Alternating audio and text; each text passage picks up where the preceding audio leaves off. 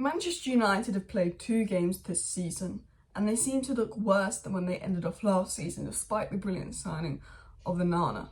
And I'm worried that something's really wrong at United, something behind the scenes, the lack of running, the lack of tempo, the lack of intensity from the players. It looked like something was distracting them. The situation with the takeover, the Mason situation, how badly the club has handled that, and the lack of communication probably isn't helping. But they look like a team that just weren't interested in buying into the game, buying into the way Erik Ten Hag played. And maybe that's negative, but we saw last season, or the season before last, under Ragnick, under Ollie, how quick these players are to turn on the manager, how quick these players are to just turn off.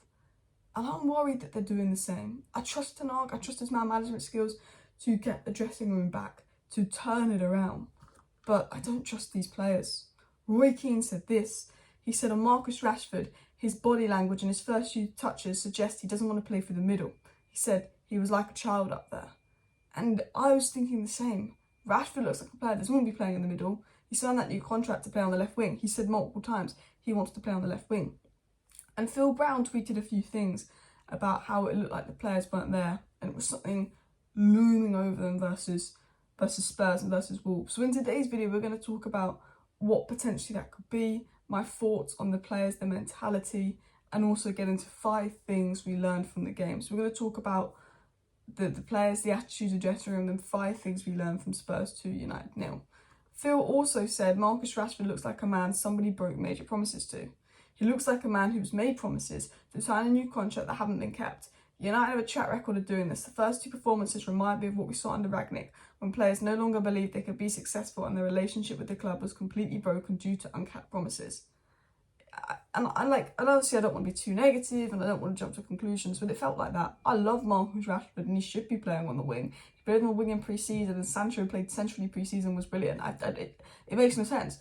But Man United giving Rashford this big new contract and people are complaining, big new contract, he starts performing bad. He looks like a player that signed that big new contract to play on the wing and then he's unhappy that he's now playing striker.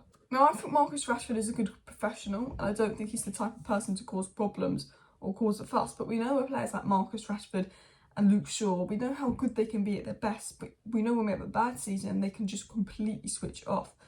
And I don't want this to be another Luke Shaw bad season. I don't want this to be another Rashford bad season. We're only 2 games into the season, and I think with Højlund's return, players like Casemiro, even Amad Diallo returning, if Man United sign Amrabat, we will get so much better. But the board need to do their work. The board definitely need to do their work. And Phil Brown said this, and this really made me think. He said, the body language of these players, the look on their faces, the stunning lack of intensity, desire, and anything resembling a team is so glaring and obvious, and it was there versus Wolves. Far more worrying than the result. They accepted defeat as soon as they went behind. These United players look totally disinterested. Something is very wrong inside the club. And this is what I'm worried about. They looked disinterested as soon as we went behind. We accepted defeat. It looked like they weren't there. They weren't invested in the club. It just felt like that. I think the way that the club has handled the Mason situation, the takeover looming isn't good. The lack of transfer business recently and selling and having a few players at the club that actively, Dean Henderson, Donny van der Beek, Brandon Williams, that actively are looking to go, having players like Martial who kind of wants to sell. I think people are, I just think it's not causing a good dressing room vibe, you know. Garnacho's brother came up with that tweet saying, you know, if you knew what I knew, you'd understand more about who starts and who doesn't. I was like, oh, that means Garnacho's dropped versus Spurs then. Garnacho wasn't dropped versus Spurs. Is Garnacho annoyed about something Ten Hag's done and told his brother, and his brother mouthed off about it? Because now we've lost to Spurs, and now we see the attitude from the players. Sometimes I look at that Garnacho brother tweet and I'm like, could that have meant something? Are the players turning on Ten Hag? Because they've turned on every other manager before. And, you know, I got my trust back in these players after last season. I believed in them. But they looked like a team that didn't believe in Ten Hag's methods, weren't sure about Ten Hag's tactics, almost writing him off after 1 game. They seemed annoyed, they seemed disinterested, they seemed that they didn't want to be there. And the only way I'm trying to be positive is, well, this is just the second half. The first half was good. The first half they were there. The first half they were doing it. You know, Højlund we need, and he'll massively improve us. If we sign Amrabat, that's going to solve a big problem. Casemiro, when he comes back from injury, is actually going to solve a big problem. Maybe I'm being dramatic. Maybe I'm overthinking it. But Phil also said, it's not that United are lacking a certain type of player. They're lacking the most basic fundamentals that are required to compete. You can't win a game of football if you have no desire, no intent, and if you're not emotionally invested in the outcome. A team who lacks that says more than any leak ever will. That reflection of something is far more serious. And he's absolutely spot on. Absolutely spot on. The players, the team, they didn't look emotionally invested. And I think maybe this can be a blip, like Brentford, like Brighton. Ten Hag can turn it around, he can adapt after 2 games. But Ten Hag in the post-match interview was more defending his practice, saying, oh, I thought this was good, I thought this was good, when Ten Hag's normally honest. Could the pressure be getting on Ten Hag? I don't know. I like Ten Hag, I'm Ten Hag him, but he needs to change a few things. I like our players, but they didn't look there mentally. They look like not good. And I'm not going to blame Ten Hag for that. In fact, I'm just going to blame the Glazers for the looming problems over the club and the neglect. That's what I'm blaming for. So now we're going to get into 5 things we learned from Spurs to Man United 0 and really analyse the game. And the first thing we learned is, does Arteta play Saka striker and Odegaard right wing to accommodate worse players? Does Pep Guardiola play De Bruyne right wing and, I don't know, Grealish striker to accommodate worse players? No. Rashford is our best left winger. He's our best attacker. We're playing him striker. He needs to play left wing. Bruno is our best midfielder. He's our best creative midfielder. He needs to stay in the middle. Mount can go right wing. Fine. Okay? But for me, that needs to stop. And I don't think that's going to stop. Ten Hag had 90 minutes to change it. He kept Rashford striker the whole time. I thought Sancho's coming on perfect. Sancho, who'd been so good in the central role in pre-season, that had been our best attacker in the central role in pre-season, comes on and Rashford still stays in the middle. He comes on the left.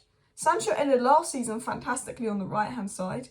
Sancho was so good pre-season in the middle, we stick him on the left. When Rashford scored 30 goals on the left and can't hold up the ball, can't press, is not a striker.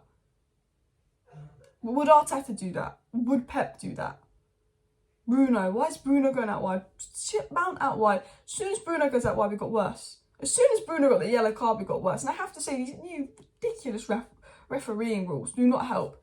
The ref did have a Tottenham shirt and it did not help. The amount of yellows we got for no reason, that helped, that distracted momentum. The second thing is, that we learned, is that front three is a problem. That front three is a problem. And I'm talking about Garnacho. He's young, he's raw, he's going to come off the bench, he's going to be fine. Rashford back on the left, probably be fine. But Anthony's not given. First 10 minutes, he was brilliant. Anthony was really good the first 10 minutes. I said Anthony was good 10 minutes into my watch along. Just his decision making. His decision making, yes, he stretches the width, but it's his decision making, his retention. The problem with the front three is they cannot keep possession in the final third. We can create chances, they can't finish them off. We get possession in the final third, the decision making skills lacking. They're not keeping possession in the final third, which meant we kept giving the ball away and then we were vulnerable. Man United created 3 big chances in the first, 30 minutes, and that brings me into my third point. Man United were good for about 35 minutes of that game. United were actually arguably the better team going into the first half. Man United actually had a higher XG than Tottenham Hotspur. They created 4 big chances to Tottenham Hotspur's 1, but we can't put the ball in the back of the net. We can't put the ball in the back of the net, and that is a problem. The midfield was good the first 30 minutes. The defence was good the first 30 minutes. They completely collapsed. The second half, the midfield collapsed. Other than Varane, the defence pretty much collapsed. And because the attack didn't do their job, as soon as the midfield and defence collapsed, that is the game lost. The attack could be 2-0 up in that first half, but the attack can't finish. We don't have goal scorers. And I will say this, Rasmus Højlund will feast. The fourth thing, I'm being positive here, I did think Andre Onana was great. I did think Andre Onana was very impressive. And he was arguably our best player yet again. And what I love about Andre Onana is he comes out and he says, maybe I wasn't good enough. Maybe I didn't command or communicate my players enough for the goal. Maybe it was my fault. Andre Onana came out and he takes the blame. He wants to get better. You'd never see Maguire do that. You'd never see half of our players do that. Andre Onana's here and he was fantastic. Absolutely fantastic today. Saved us. Midfield had a good 30 minutes. Defence had a good 30 minutes. Luke Shaw put in some good crosses and collapsed. Varane, Onana, only players for me that did their job. Only players for me that did their job. And the fifth and final thing we've learned is Sancho must start the next game, but Sancho must start centrally. Unless Martial starts centrally and Sancho is on the right and Rashford's on the left. The front three next game has to be for me, right wing Sancho, in the middle Martial, left wing Rashford, or in the middle Sancho, left wing Rashford, and right wing Facundo Pellistri. Garnacho is great as a sub. Anthony he's not doing enough. But I do think we are generally a better team when Antony plays, weirdly, just because he holds the width and he does get involved in the game. But, you know, if Ten Hag, you've got to drop players. You know, Ten Hag last season, if a player wasn't performing, Maguire got dropped, Ronaldo got dropped. And that's what won the dressing room over. If there could be issues in the dressing room, if someone's not performing, you've got to drop them so the players go back and believe in your routine. Because I have to be honest, if I had to do a sixth thing we learned, the players lack belief. And that's what concerned me the most. I think that Ten Hag can change it around. I think the addition of Amrabat and Højlund would be much better. I think Kobbie Mainoo returning from injury, Amad Diallo returning from injury. I believe that Ten Hag can turn it around, but it's about the players. I felt like they didn't believe in him. And that worried me. Smash your like, smash your subscribe, back live at 6:30 tonight. See you then, bye.